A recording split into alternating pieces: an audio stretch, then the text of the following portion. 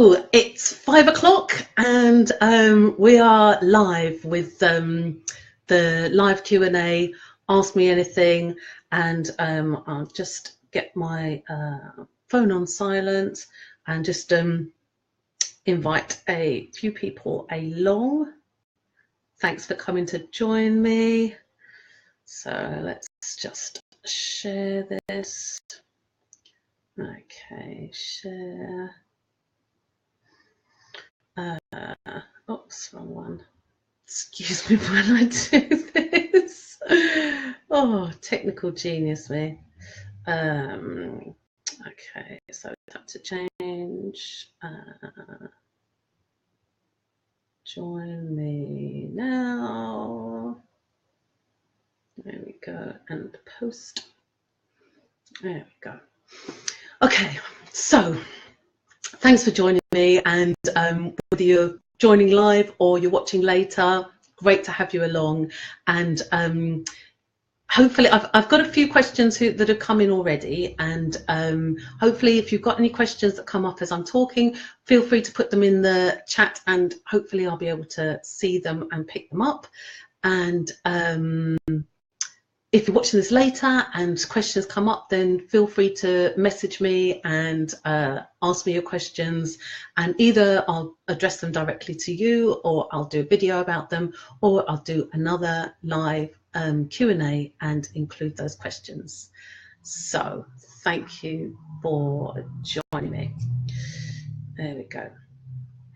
So as many of you know, I'm Nikki Duffy. I'm a bars facilitator. So I teach a one-day practitioner's course in Access Consciousness, the bars. And when people have done that one-day course, they are then qualified to, sorry, in case my eyes keep dashing one side or the other of the screen, I'm getting all these notices flashing up, which is weird. So after people have done the one-day course with me, you're then qualified to deliver a bars session for money, and you can go on to train and as a bars facilitator like me, and be able to deliver the one-day classes as well, which is a lot of fun. So if you'd like any more information on that, then please contact me. Put something in the comments, or if you'd like to know more about that, feel free to ask. I'm also a coach. I'm trained as a clinical hypnotherapist, and all kinds of fabulous stuff. And I use the Access Consciousness tools in every day. And one of the core tools is asking questions. And it's not about asking questions to find the answer. It's about asking questions to open up the space of possibilities. And as you can see, I talk with my hands a lot. So especially when I put my phone down. There we go. Okay. So there we are. So yeah. So questions are a great way to open up the different possibility. So let's start with some of the questions that I wrote them down that people have already asked. So one of the questions is, how do I help my child with their exams? So as a parent, I understand how we want to be able to help and support our child with their studies and to do well at school and in their exams, and there are a few ways to help and support you to help your child more and avoid the frustration. Because I don't know about you, but when I was helping my children when they were at school age, school had moved on so much since I'd been to school, and there were lots of things that I didn't understand that were in the children's homework, and so me trying to help them was like, I don't know. So one of the things, and also we were so vested in the outcome, we want our children to do well. So one of the things I would suggest is to destroy and uncreate all the projections, expectations, conclusions and judgments that you have about your child and what they can do, what they can't do, what they're capable of, what they're not capable of, what they should be doing, what they shouldn't be doing. And just let all of that go. Because on an energetic level, whether you say it out loud or it's just on an energetic level, your child picks up on how much you want them to do well and your frustrations, and we're projecting those onto the child, and that can be a unconscious cause of frustration for both of you, and it's not a lot of fun. So if you can just breathe and let them go and just say to yourself, everything I'm projecting and expecting of my child, can use their name, I just let that go now and breathe. And then you start from a clean place. So you're in a more open space where you can help and support them. And the second thing I would suggest is trust your child. Know that your child knows. And rather than trying to force them to just know that your child, on some level, they know what's expected of them, and they got an understanding of how to deliver that, and just be the space of allowance to help them to get to that place. And another thing, now this might seem all very airy-fairy to you and to some of you, and other people might just like really get it. Do with what works for you and your child. And if you've got any deeper questions, any more specific questions, then feel free to ask me, and I'd be happy to go through it with you. So another thing is to destroy and uncreate your relationship with your child. Now that might sound particularly weird thing to do, or for me to suggest, and it's not about destroying anything great that you have. It's about coming from a clean, fresh place with your child. So it's about letting go of all the frustrations of yesterday, all of the stuff they didn't do last week, all the blah blah blah from the past, and coming from a fresh space today. And I've got a little quote, little something from this book, Money Isn't the Problem, You Are, by Gary M. Douglas and Dr. Dane here. So this is a very interesting, phenomenal book, and I teach a class. I'm doing an evening class on this on Tuesday the 20th, I think it is, yeah, 20th of February. What is it? 7 o'clock. So at my house. So if you're interested at all, feel free to ask me questions or find out more about that. So this quote is about destroying and uncreating. So destroying and uncreating your relationship with your child is a very useful tool, and destroying and uncreating your relationship with anything, your relationship with regards to money, with regards to business or anything, with your partner. Anyway, so this is what Gary and Dane say about it in their book. Destroying and uncreating does not mean you have to physically destroy anything. It doesn't mean you have to actually end your relationship. What you destroy and uncreate is everything you decided, so you have a greater clarity about what's possible. You destroy and uncreate your decisions and judgments, your obligations, upsets and intrigues, your projections and expectations, and all the things you've decided are going to happen in the future. So those are the stuff that sticks us, and that is what we're destroying and uncreating. Everything we've decided So that gives you a greater clarity about what's possible.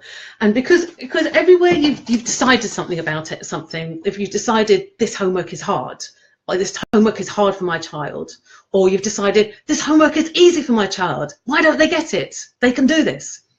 Anywhere you've made decisions like that, then it's causing some kind of friction energetically, even if you're not even aware that you've made that decision. So destroying and uncreating your relationship and destroying and uncreating all of your decisions, projections, expectations and judgments is a great way to come from a clean place where you have a space of new possibilities that makes life easier. So just try that, just play with that idea and see how you get on. Let me know how you get on. And I'm just going to check my phone to see if I've got any comments or questions. There we go. Nothing that I'm seeing. So if you do, please put them in the comments and I will happily address them. So the other question, here we go. Yes. So I get a lot of questions about money and how to create more money and how to have more joy and ease with money. So today's question that came in earlier is, how do I attract more money? Great question, because no matter how much money you might already have, then maybe you still want some more. Still be fun for you to have some more. And what if the purpose of having money was to change people's lives, to change lives? Because I don't know if you've noticed, but you can't change that many lives with a small amount of money. You know, you might give £1 to a homeless person in the street. That's not really going to change their life an awful lot. And that's only one person. But if you have an awful lot more money, then you could have a bigger impact and create more change in a way that could be more fun and more expansive. So how do I attract more money? It's a big subject. And as I said, I'm doing a evening call. I'm doing an evening class on money's not the problem, and how we get more money in our lives. So one great tool with attracting more money is how many times do you reject money in the day? You know, how many times do you you look at your bank account and say, oh, that's not enough, or a bill comes in and you're like, oh, I don't want to pay that, or all that stuff that we do. So the tool today is, everywhere I've uninvited money today, I now let that go. So you know, if money was invited to a party, if you invited money to a party, if your life was a party you're inviting money to, would money be made welcome? Or would it be more a case of like, if money showed up to your party, you'd be like, well, where have you been? You showed up late, you're late and you're not enough, and you're probably going to leave again. How welcome, how inviting is that for money? So if you were to have a party and invite money, what kind of invitation would you have to be for money? So everywhere you've uninvited money today, would you be willing to destroy and uncreate that and let it go and create more of an invitation for money to come into your life? Because money follows joy, and it doesn't follow misery and blame and judgment. So what would it take for you to be more of an invitation to money in your life? So everywhere you've uninvited money today, destroy and uncreate all of that and let it go. So that's my second tool. And my goodness, I've just seen how long I've been talking. Hi Sharon, thanks for joining us. Feel free to put any questions you have in the comments. And I'm now on to my third question, which is a business. It's about business. So the question is, how do I get my message out to the world? So interesting question. And so I didn't really have much more information on this question. So I would start by looking at what is your message? What do you want to say? And is your message the same to everybody? Or does your message differ slightly depending on who you're delivering it to? And the second part of that would be, who is your message for? So get really, really clear about what your message is and who your message is for. Because you might think, oh, my message is for everybody. Everybody needs to know this information. It would be valuable in their lives. And yes, maybe it would be. But when you're speaking to everybody, you're speaking to nobody. So first, get very clear in your head who your ideal person for your message is, and get a very clear sense of the energy of that, or picture. Some people like to, paint a clear picture of, their sex, their age, what they do in life, and that kind of thing. And you can also just get a sense of the energy of who that person is that your message is for. And speak to one person. Don't speak to everybody. Speak to one person. That one person who would really benefit from hearing your message. So be super clear about what your message is. And sometimes we want to tell everybody everything. Oh yeah, I've got all these things to say. Pick between, I'm very fingery today, blah blah blah. So pick between 1 and 3 key points of your message, and then deliver it to one person. And again, if you want more information on that, I do classes on this kind of thing, and feel free to message me and ask me questions, and I would love to address them. Hi Sarah, thanks for joining. And I've just answered the 3 questions that were sent in beforehand. So if any of you currently have any questions, I would love to answer them. And okay, and so going back to this book, Money Isn't the Problem, You Are, by Gary M. Douglas and Dr. Dana here. That I read a little bit from it before about destroying and uncreating. Thanks for the hearts, that's fun. Because another thing about, so one of the questions was about how do I attract more money? And so destroying and uncreating everywhere you've uninvited money is a great way of doing that. And that goes back to destroying and uncreating does not mean that you have to physically destroy anything.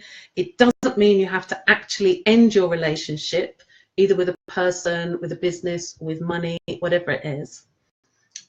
What you destroy and uncreate is everything you've decided. So everything you decided that money is, that money isn't, that money should be, that money shouldn't be, all of those things, destroy and uncreate them all. And this gives you greater clarity about what is possible. So another great question is, what else is possible here that I haven't even considered? So some of you who've seen my videos before may think, oh, she's just talking about the same thing.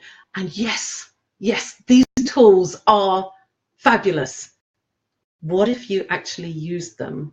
And repetition is the mother of all skills, and repeatedly asking these same questions and destroying and uncreating your relationships with money, with your child, as I was saying before, and with your business.